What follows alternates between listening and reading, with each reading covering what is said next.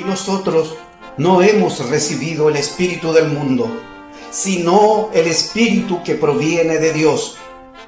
Hablamos con doctrina del espíritu, acomodando lo espiritual a lo espiritual.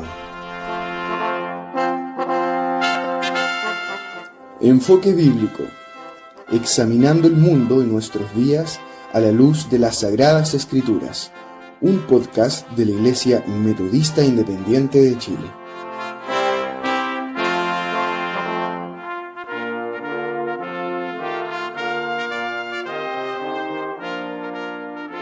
El Evangelio según San Juan, capítulo 4, versículos 23 y 24. Mas la hora viene, y ahora es, cuando los verdaderos adoradores adorarán al Padre en espíritu y en verdad. Porque también el Padre tales adoradores busca que le adoren. Dios es espíritu, y los que le adoran en espíritu y en verdad es necesario que adoren. Oremos. Oh bendito Padre Celestial que estás en todo lugar, que habitas por medio de tu Santo Espíritu en nuestra vida, te agradecemos por lo que tú eres en ti mismo. Y permite que en esta oportunidad, donde aprenderemos más de tu palabra y de la oración que tú requieres, todos nuestros sentidos, voluntad y mente estén apercibidos para recibir instrucción y acatar. Lo pedimos por Cristo Jesús. Amén. En la actualidad, es muy probable que en este lugar, y donde hay templos evangélicos o templos de línea protestante, un porcentaje de creyentes no tenga claro lo que significa realmente, de acuerdo a Escritura, adorar a Dios. En algunas congregaciones se suele dar mayor énfasis a la tradición y costumbres por sobre lo que enseña la palabra de Dios. En otros casos, la iglesia es quien determina la forma de adoración y no la Biblia. En otras congregaciones se mezcla la cultura del país con la forma de adoración. En otras, los líderes enseñan que como se sienta la persona, debe adorar, desatendiendo completamente el culto racional que la Escritura instruye. Existe un abanico de formas de adoración el día de hoy en el pueblo cristiano que va desde lo extremadamente liberal hasta lo extremadamente legalista. Dios no ha dejado este aspecto a la deriva. Ha dejado principios y delineamientos claros en cuanto a la manera que Él desea que le adoremos. ¿Qué nos dice Dios en su palabra en cuanto a la verdadera adoración? Abordaremos este tema en 5 puntos principales. En primer lugar, ¿qué no es y es la adoración bíblica? En segundo lugar, la adoración en el campo extensivo y reducido. En tercer lugar, Dios es digno de toda adoración. En cuarto lugar, ¿cuáles son las razones por las cuales debo adorar y alabar a Dios? Y en quinto, que es el más importante, ¿Dios está obligado a recibir todo tipo de adoración? Veamos pues, en primer lugar, ¿qué no es y es la adoración bíblica? ¿Qué no es la adoración bíblica? No es una actividad acompañada de tecnicismos. Tampoco es un conjunto de normas ritualistas a realizarse por tradición o porque tal denominación cristiana las estipuló así.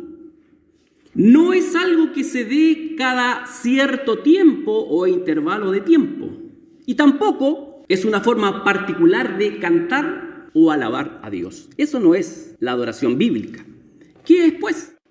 La verdadera adoración bíblica es atribuir a Dios triuno toda honra, loor, admiración, alabanza, gratitud, reconocimiento y servicio. Es una actitud permanente de todo creyente. Es una relación personal con Dios, es una forma de vida que nace de un corazón contrito y humillado.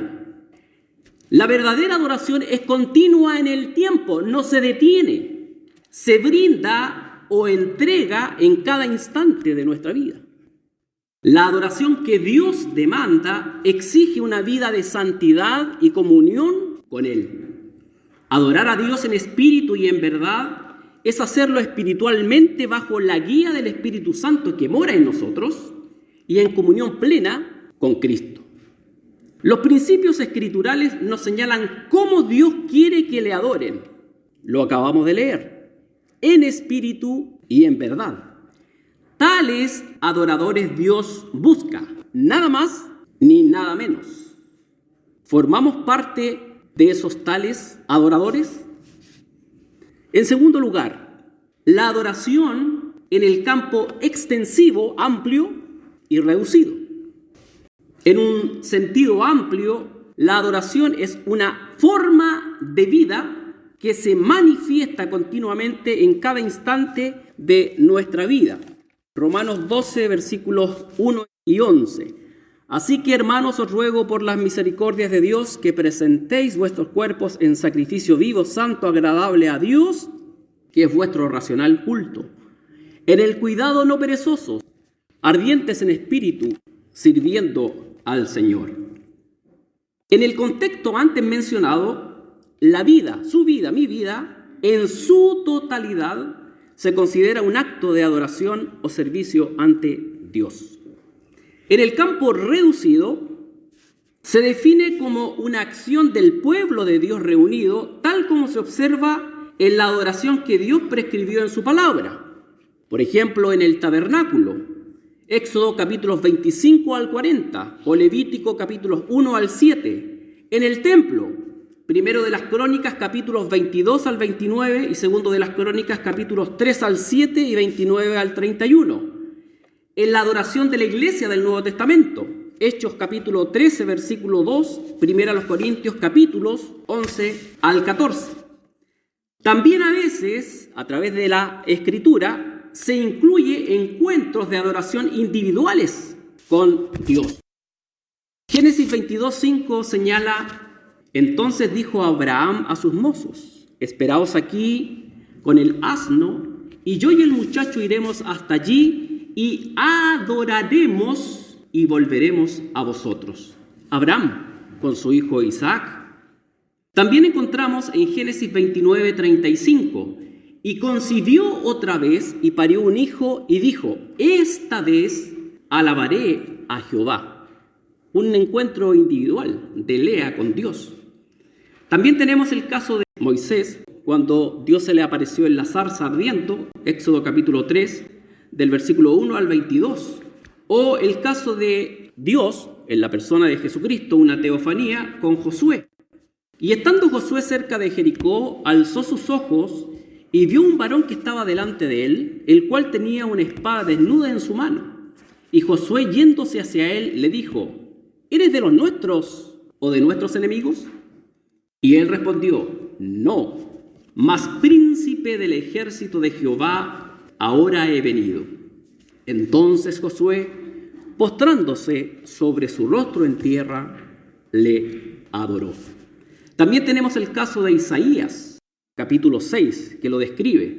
Y también casos de adoración familiar, Génesis 4 del 2 al 5, el caso de Caín y Abel, o Génesis 35 del 2 al 7, el caso de Jacob y su familia cuando les hizo despojarse de los dioses ajenos para construir un altar genuino y verdadero a Dios. En todos estos casos, en el campo amplio y también reducido, siempre es Dios quien toma la iniciativa. Siempre. No es el creyente, es Dios. Por ende, esto nos lleva al tercer punto. Dios es digno de toda adoración.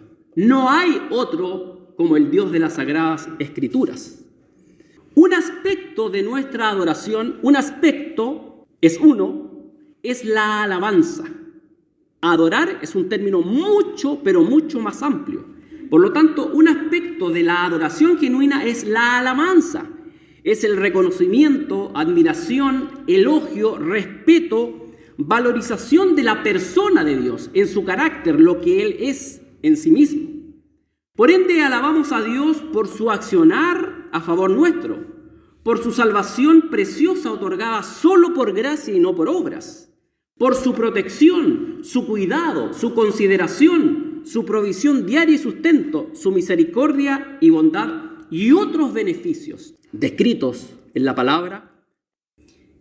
¿Quién debe alabar a Dios? ¿Cuándo debemos alabar y adorar a Dios? ¿Dónde debemos alabar y adorar a Dios? Respondo bíblicamente a la primera interrogante. ¿Quiénes deben alabar a Dios? La Escritura nos responde, Salmo 148 del 1 al 13, todos los hombres en todas partes. Salmo 145, 21, toda carne. Salmo 156, todo lo que respira. Salmo 67, 3, el pueblo de Dios. Salmo 140, 13, los justos. Salmo 145, 10, los santos. Salmo 22, 23, los que temen al Señor. Salmo 113, 1, los siervos de Dios. Salmo 148, 2, todos sus ángeles. Salmo 148, del 3 al 10, toda la naturaleza. En una respuesta sencilla, ¿quiénes deben alabar a Dios? Todo lo que respira. ¿Cuándo debemos alabar y adorar a nuestro Dios? La Biblia nos responde y es clara. Salmo 113, 3, desde la mañana hasta la noche, para que podamos entender que la adoración es continua, no se detiene, porque no es una actividad, es una actitud. A lo largo de todo el día, Salmo 71, 8, Salmo 146, 2, todo el tiempo que vivamos. Salmo 34, 1, en todo tiempo. Salmo 42, 1, en la adversidad y la depresión. Una respuesta sencilla, ¿cuándo debemos adorar y alabar a Dios? En todo tiempo. La adoración nuestra es continua. ¿Dónde debemos alabar y adorar a Dios? Vamos a la Escritura nuevamente. Salmo 22, 22, en la congregación. Entre los pueblos, señala Salmo 57, 9. En sus atrios, Salmo 104. En medio de mucha gente, Salmo 109, 30. En el santuario o altar, Salmo 151. ¿Dónde debemos alabar y adorar a Dios? En todo lugar. La Biblia es clara al respecto. En cuarto lugar, ¿cuáles son las razones por las cuales debo adorar a Dios? En primer lugar, porque es un mandamiento, es decir, es una orden. No es una sugerencia, ni siquiera una súplica. Dios no nos dice si quieren, si tienen ánimo, si hoy pueden hacerlo, si todo marcha bien, si sienten el deseo de hacerlo. Él ha dejado estatuido y claro, nítidamente en su palabra, que le debemos alabar con todo nuestro corazón. Eso involucra el ser, simplemente porque lo manda. Y es un acto de obediencia. No debemos reservarnos el derecho de hacerlo o no hacerlo. Dios se agrada de sus hijos obedientes y sabemos por la Escritura que la obediencia siempre traerá bendición. Alabamos a Dios por su fidelidad. Lamentaciones 3, 22 y 23. Alabamos a Dios por lo grande, por lo inmenso, por su grandeza. Salmo 103, 1. ¿Por causa de quién es Él? Le alabamos porque es Dios creador, sustentador. Él es la autoridad suprema, Rey de reyes y Señor de señores, soberano por la eternidad. Le alabamos porque Él es digno. Salmo 48, 1. Cuando usted estudia realmente en forma concienzuda y profunda las Escrituras, ellas nos revelan el carácter de Dios. Él es santo, temible, justo, sabio, creador, sustentador. Además es omnisciente, omnipresente, omnipotente, eterno, inmutable, infinito, misericordioso, bondadoso y otras perfecciones de las cuales nos hablan la Escritura. Nos faltarían palabras y espacio si tuviésemos que describir cada texto de la Biblia que nos habla de Él. Dios es único, fuera de Él no hay otro, y digno de recibir toda la gloria y adoración. Cuando usted aprende y aprendemos del maravilloso carácter del Dios de las Escrituras, resultará muy sencillo el adorarle continuamente. Alabamos a Dios por habernos hecho objeto de toda bendición espiritual, de acuerdo a lo que escribe Pablo en Efesios capítulo 1 del 3 al 14. Alabamos a Dios porque nos prepara para consolar a otros. No sé si lo había pensado. Segunda a los Corintios capítulo 1 de versículos 3 al 4. Las aflicciones y la adversidad Dios las permite con un propósito divino y definido. Dios nos consuela en todas nuestras tribulaciones para capacitarnos en consolar a otros. Alabamos a Dios por su gran misericordia. Lamentaciones 3, 22 y 23. Alabamos a Dios por la salvación otorgada en Cristo Jesús solo, por gracia. Efesios 2, del 8 al 9. Estas y otras muchas razones más son más que suficientes para que nosotros verdaderamente adoremos y alabemos a nuestro Dios. Y eso nos lleva al quinto y último punto.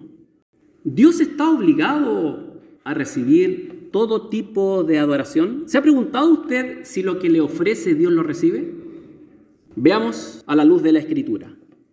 La doctrina bíblica con la cual usted se ha instruido desde pequeñito, desde joven o desde adulto, la doctrina bíblica con la cual se ha instruido un creyente incide profundamente en la forma de adoración a Dios. Y eso se puede evidenciar. Nuestro Dios es perfecto y consecuente en cada una de sus perfecciones. Por ende, voy a hacer 3 interrogantes y a la última le voy a dar mayor profundidad. Es importante considerar qué tipo de adoración es la que Dios recibe. La respuesta es contundente, por supuesto que sí. Es importante considerar qué tipo de adoración es la que Dios recibe, la que Dios estatuó en su palabra, en espíritu y en verdad. ¿Está Dios obligado a recibir todo tipo de alabanza, adoración u ofrenda?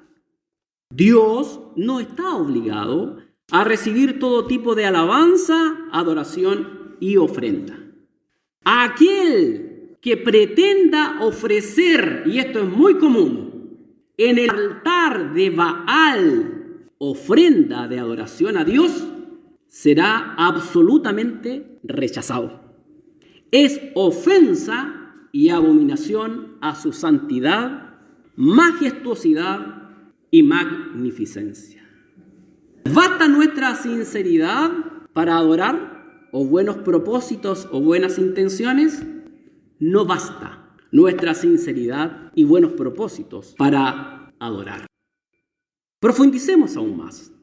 Dios, el Dios de las Escrituras, no está obligado a aceptar cualquier alabanza solo por el hecho de que los que alaban son completamente sinceros o con buenos propósitos. De ninguna manera, Dios jamás rebaja sus normas, preceptos, mandamientos, ordenanzas y principios bíblicos declarados en las Escrituras. En palabras simples, Dios no tranza con lo que estipuló y quedó registrado por inspiración plenaria y verbal en la Biblia. Así también, si nosotros, voluntaria o involuntariamente, violamos lo establecido en las Escrituras para presentar ofrenda delante de Él jamás rebajará sus normas solamente aunque nosotros seamos sinceros o tengamos las mejores intenciones. Dios establece principios para la adoración. Dios ve mucho más allá de lo que nosotros vemos. Es fácil cuestionar a iglesias de índole carismático por lo estruendosos que son. Pero también ellos nos pueden criticar a nosotros y pueden tener mucha razón en algunos aspectos. No solo la música rock o música contemporánea podría ser del desagrado de Dios. No solamente. Debemos comprender que aunque tengamos un canto afinado, suave, tocado sin estridencia rítmica, melodiosamente, no necesariamente estamos adorando y agradando a Dios. Tan pronto como violemos los requerimientos que Dios establece, cantando, adorando o viviendo un corazón avirado, una vida desordenada, una actitud indolente frente a la obra del Señor, un corazón malagradecido, un corazón altanero y orgulloso, una vida inconsecuente, la ofrenda se tornará sucia y no llegará jamás a la presencia de Dios. No basta la sinceridad, las buenas intenciones. Hay que conocer lo que Dios demanda y lo que Dios recibe. Es por ello que cuando nos presentemos a Dios, debemos asegurarnos de pedir genuino perdón y apartarnos de nuestros pecados para presentarnos delante de Él, quien no puede ser burlado ni engañado. Gálatas 6, versículos 7 y 8. Y entregar nuestra ofrenda en el altar que corresponde, en nuestra propia vida, y no en el de Baal. ¿Cuántas veces ustedes y yo, voluntario o involuntariamente, hemos adorado o ofrecido alabanza a Dios en el altar de Baal? Piense. Yo creo que muchas veces.